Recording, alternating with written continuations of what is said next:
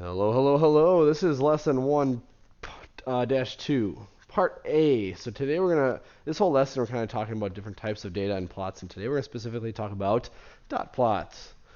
All right, and how we can describe distributions of data using dot plots. All right, so as a quick recap, we've talked about both quantitative versus qualitative, and for qualitative data, we talked about how we can display them on pie charts, on bar graphs. We've got different types of bar graphs that we're focusing on, the segmented, the side-by-side, and the mosaic. We also talked about quantitative data briefly and how it takes on values that are either discrete or continuous. So discrete is when it can only take like particular values. Usually they're whole numbers. You think of like going to the store, I can buy a certain number of boxes of cereal, but if I go to the store and buy some sort of fruit, it gets measured and weighed, and that's continuous because you can have any number. It can be a decimal, it can be the in-betweens. So that's the difference between continuous, discrete, and continuous. Now today we're going to focus more on that qualitative data, and there's other ways to describe qualitative data, and I'm going to give those to you here. It's not nearly as commonly used, but I want you to know it because it could show up. This is something that could show up on an AP exam, but I haven't seen it on like an FRQ. If anything, it'd be in a multiple choice question. So one of them is interval data. Interval data is a quantitative data where measurable differences exist, but the scale has no naturally occurring zero. So comparisons such as twice as much doesn't actually really work. So in interval data, differences make sense, but ratios do not. So 100 degrees Fahrenheit is not twice as hot as 50 degrees Fahrenheit. That's not how it works. You can't really measure that. There's no naturally occurring zero. This occurs when a numerical scale does not have a true zero start point. Like there's no start point in temperature. Like we think of Fahrenheit, we think of maybe 32. So zero does not signify the absence of something. That's another thing. Because zero really means nothing, but zero doesn't mean nothing in temperature. Whereas ratio data is a quantitative data with an origin that is a meaningful number. So like zero would work. So at this level, both differences in ratios are meaningful. Like 2 ounce glasses of water is equal to 2 ounce glasses of water is equal to 1 4 ounce. 4 ounces of water is twice as much as 2. 0 ounces is nothing, so that's a real thing, naturally occurring zero. So a true zero starting point would be when you have ratio data versus interval. All right, so ratio is normal numbers, zero, interval, not so much. Zero doesn't really make sense. So let's look at this. I've got 5 examples. You gotta say qualitative or quantitative, then nominal, long answer, interval, or ratio. Okay, we could go as far as to say discrete or continuous as well. But example 1, an Amazon review. Now, what kind of a thing is that? An Amazon review is qualitative. Okay, qualitative. Don't know what I was writing there. Qualitative. And if it's qualitative, it's either nominal or long answer, and typically it's going to be long answer. Because if it's actually a review, it's not just like a yes or a no. Women's clothing size 0, 2, 4, 6. That's from what I understand. That's what clothing size is for women's. Qualitative or quantitative? That of course would be quantitative. I'm going to even add in discrete because there's not every possible number in between. And is it going to be interval or ratio? Is 0 mean there's no clothing? I don't think so. So there is no naturally occurring 0, so it's not ratio, it is interval. All right, let's scroll down a little bit here. I got a couple more. Favorite temperature in Celsius. So if your favorite temperature in Celsius, first of all, it's going to be quantitative. There is a number. And we're going to say it's continuous because there could be anything in between. This one also, 0 is not a natural 0. It doesn't mean there's nothing, and there is temperature, and you can't like do halves for this. So this is also interval. Age of your parent. Age of your parent. Let's just say your parent is 40 years old. Is that qualitative or quantitative? Quantitative.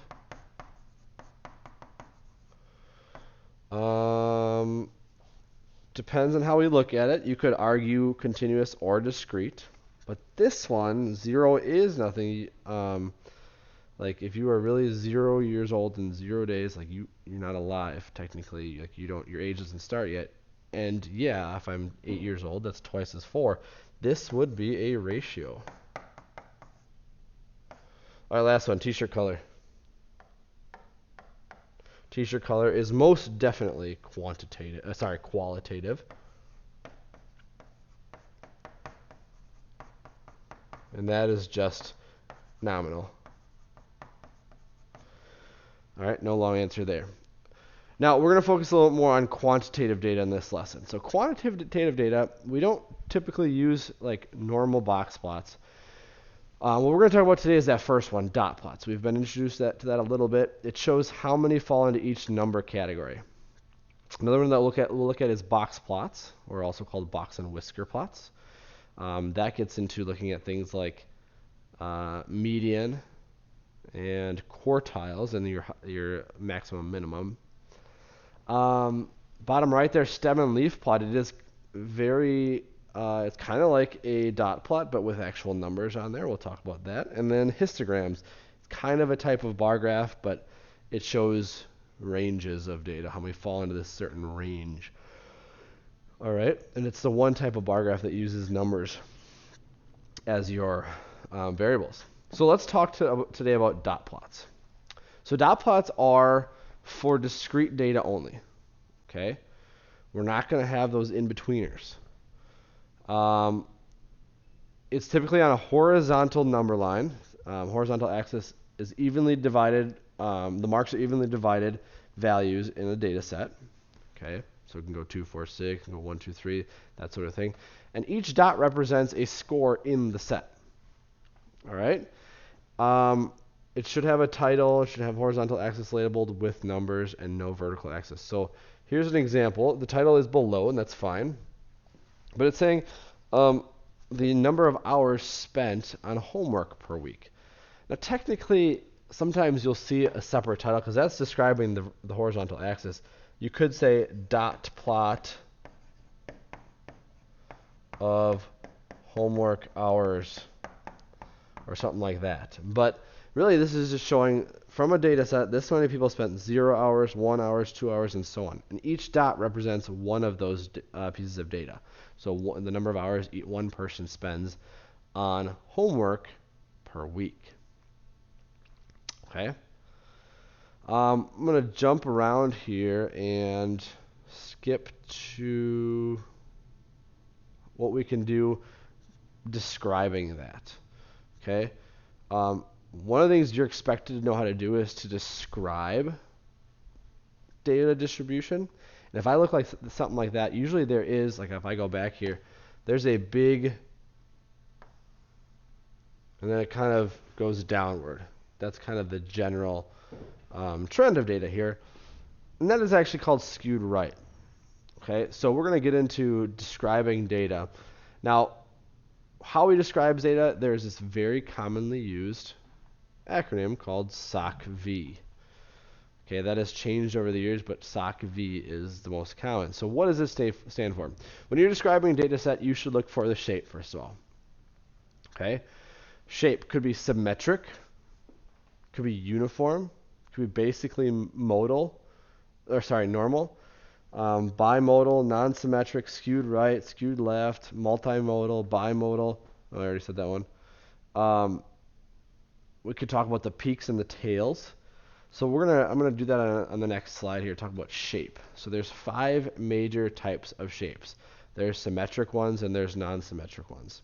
So for symmetric, we could talk about uniform shape.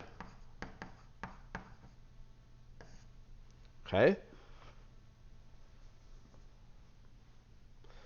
A uniform shape, basically, if you're looking at data, basically the data kind of just goes straight across. There's no ups or downs. It's just very straight, very uniform. So just note these are where all the data is pretty much the same height. A very common one that we look for is called basically normal. That term normal is going to be thrown around a lot. We're going to say basically normal for now, just because we actually have to look at it closer to see if it's truly normal. And that kind of looks like this. There's a peak in the middle. It's very symmetric. So symmetric is another thing we can look for, where it's the same thing on either side. That's why it's in the symmetric category.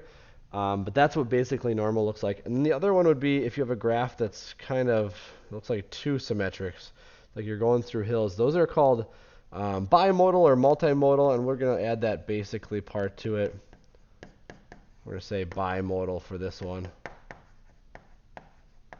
It's bimodal because if you know what mode is, it's the most common. And the most common is on there twice. There's two common ones.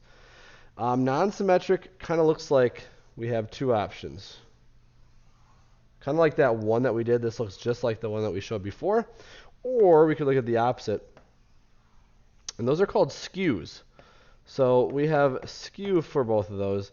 And whichever part has the tail, this is going to be skewed right. Because your data is going to be pulled right. This is skewed left.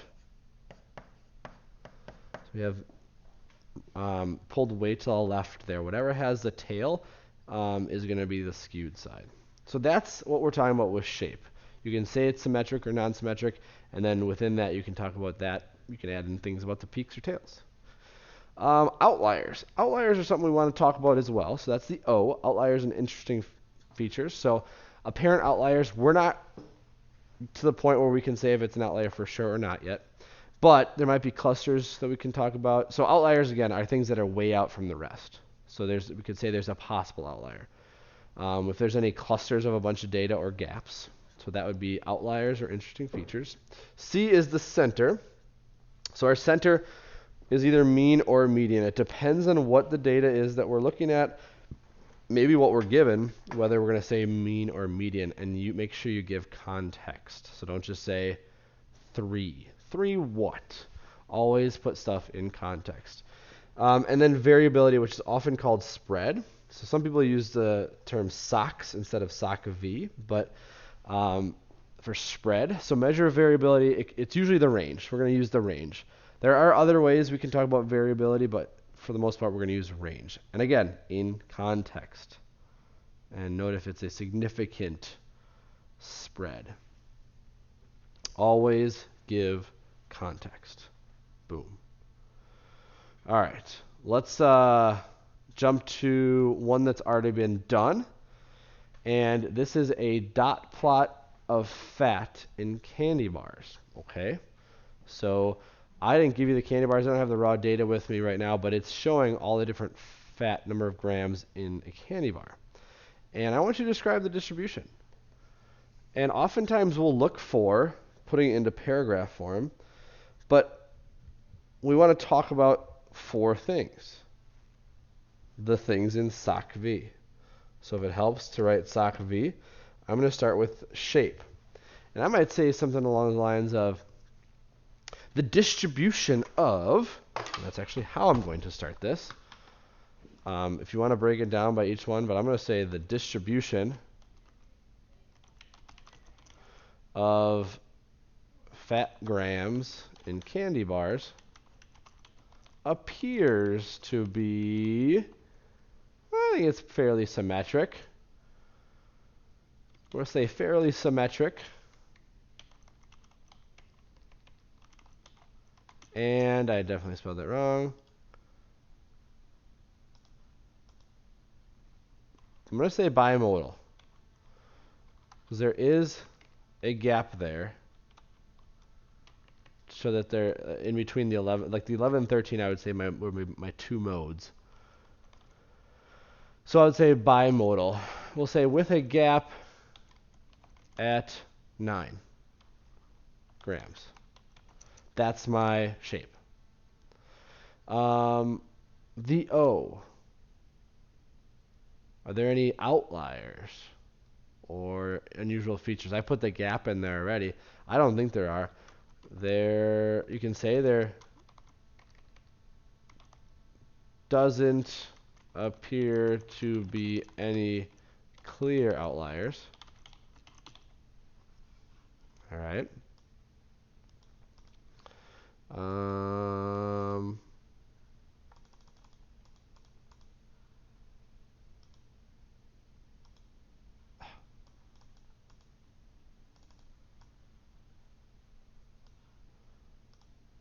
Sorry about that. There we go. Doesn't appear any clear outliers. You can actually find the center in this one. I'm going to say the median. The median will be the middle number. We'll get into that more later too. But the middle number, if I just start crossing off from left to right, I can actually find the legitimate middle.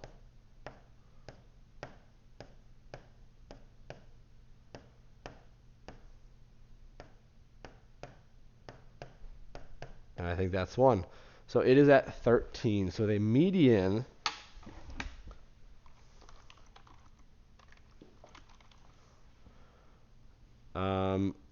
is at 13 grams. The range is 9 grams. So that's 17 minus 8 will get me 9 grams. All right, that's how I would SOCV it. Now you can put it in different wording, but I wanted to keep it clear, but also have context in there. And that's the idea of describing a distribution. So we want to see what it looks like. And I thought this was kind of like that bimodal. As long as you're describing it, you'll be all right. So some exam tips with this. It's very common the first question of an AP exam will have something with distributions. So you must address those 4 things in SOCV. You have to have context. You can do this by identifying the variable that's being labeled in the graph, like we did there. We talked about it, the distribution of the grams, fat grams in candy bars. You need that in there. And then we referenced grams multiple times. So just to recap what we did in this lesson, we are talking about making dot plots, which this is a dot plot. It's a way to list a whole bunch of, or graphically show a whole bunch of quantitative data. And then we want to be able to describe it as well. And we can do that with these other types of quantitative data as well, but today was specifically on dot plots. All right? And that's lesson 1-2A on types of data and specifically dot plots and describing their distributions. We'll see you next time.